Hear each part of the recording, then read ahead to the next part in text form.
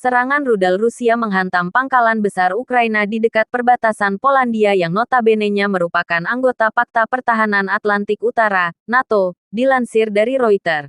Pejabat setempat mengkonfirmasi. Serangan itu menewaskan 35 orang dan melukai 134 lainnya.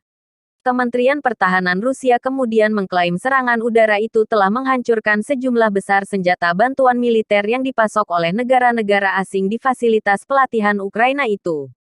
Rusia juga mengklaim pihaknya telah menewaskan hingga 180 tentara bayaran asing. Kendati demikian, Reuters menegaskan pihaknya tidak dapat secara independen memverifikasi jumlah korban yang dilaporkan oleh kedua belah pihak itu. Adapun serangan terhadap Pusat Perdamaian dan Keamanan Internasional Yavoriv yang merupakan pangkalan yang hanya berjarak 15 mil atau sekitar 25 km dari perbatasan Polandia yang sebelumnya menampung instruktur militer NATO membawa konflik ke ambang pintu Aliansi Pertahanan Barat.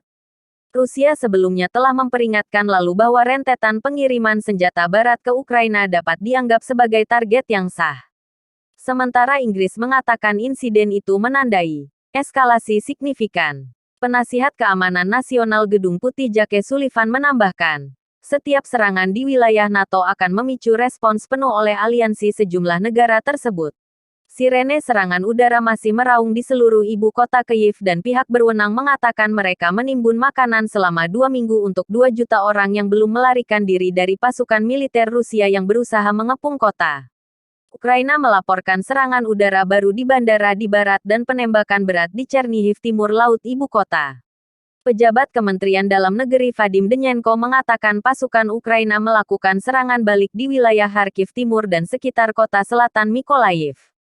Terbaru, seorang jurnalis asal Amerika ditembak mati dan diklaim merupakan ulah pasukan Rusia di kota Irpin, barat laut Kyiv.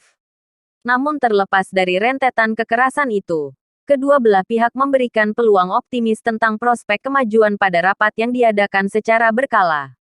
Rusia sudah mulai berbicara secara konstruktif, kata perunding Ukraina Mikhailo Podolyak dalam sebuah video daring. Saya pikir kami akan mencapai beberapa hasil secara harfiah dalam hitungan hari, lanjutnya. Seorang delegasi Rusia Leonid Slutsky menambahkan bahwa mereka telah membuat kemajuan yang signifikan dan ada kemungkinan para delegasi dapat segera mencapai rancangan kesepakatan. Meski begitu, tidak ada pihak yang menjelaskan inti dan hasil rapat itu. Rapat 3 putaran antara kedua belah pihak di Belarusia, terakhir Senin lalu, difokuskan terutama pada masalah kemanusiaan. Terpisah. Gubernur Regional Maxim Kozhitskyi mengatakan pesawat Rusia menembakkan sekitar 30 roket ke fasilitas Yavoriv. Namun beberapa di antaranya berhasil dicegat. Juru bicara Kementerian Pertahanan Rusia Igor Konasenkov juga mengatakan Rusia telah menggunakan senjata jarak jauh berpresisi tinggi untuk menyerang Yavoriv dan fasilitas terpisah di desa Starichi. Akibat serangan itu, hingga 180 tentara bayaran asing dan sejumlah besar senjata asing dihancurkan, katanya. Yavoriv, fasilitas seluas 360 km persegi itu diketahui merupakan salah satu yang terbesar di Ukraina dan terbesar di bagian barat negara itu, yang sejauh ini terhindar dari pertempuran terburuk.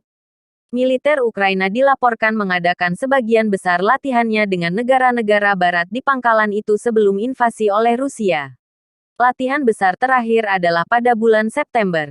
Ruang makan dan asrama hancur. Begitu juga baraknya, kata seorang petugas di cadangan medis Ukraina Kolonel Leonid Benzalo. Yang paling penting adalah kami masih hidup, katanya kepada Reuters usai merawat sejumlah orang yang terluka di sana. Sementara itu, negara-negara barat telah berusaha untuk mengisolasi Putin dengan memberlakukan sanksi ekonomi yang keras kepada Rusia, dan telah memasok Ukraina dengan senjata.